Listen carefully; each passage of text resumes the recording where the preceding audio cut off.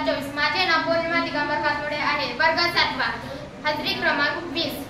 शाळेचे नाव जिल्हा परिषद हायस्कूल लोहगाव। मी ऐकावे जनाचे ही गोष्ट वाचली आणि ती गोष्ट मला खूप आवडली। ती गोष्ट मी 100 ते 150 शब्दात लिहिली। एका गावात गणप्पा कुंभार राहत होता। कुंभार म्हटले म्हणजे त्याच्याजवळ गाढव आलेच, तर त्याच्याजवळ 4 गाढव होती। त्या कुंभाराचे दिवसभर काम चालू असे। उन्हाळा संपत आला असल्याने त्याच्याजवळ असलेल्या 4 गाढवांची माठाची मागणी कमी होऊ लागली। आता एवढी 4 गाढवं कशाला, त्याच्या मनात विचार आला, यापैकी आपण एक गाढव विकावे। गावात जनावरांचा बाजार असतो।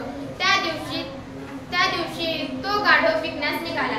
त्याने आपल्या मुलाला पण बरोबर घेतले। मुलगा फारसा मोठा नव्हता, असे 10-12 वर्षाचा। निघाले 2 जण गाढव विकायला। गाढवाला हाकीत हे 2 जण गाढवाच्या मागून चालले होते। बाजार गावाच्या बाहेर होता। गावापासून 3-4 किलोमीटर असेल। असे हे थोडे अंतर चालून गेल्यावर रस्त्यात त्यांना 2 माणसे भेटली।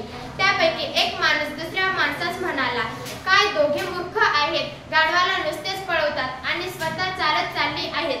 दोघांपैकी एकाने तरी गाढवाच्या पाठीवर बसावे। हे कधीही गाढवाच्या पाठीवर बसले नसते।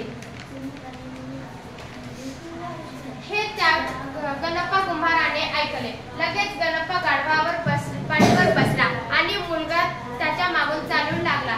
थोडे पुढे गेल्यावर अशीच 4 मोवाली टाळकी भेटली।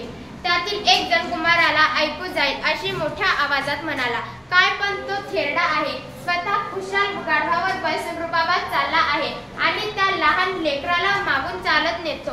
बापाला पोराबद्दल दया मया काही दिसत नाही। बोध ऐकावे जनाचे, करावे मनाचे।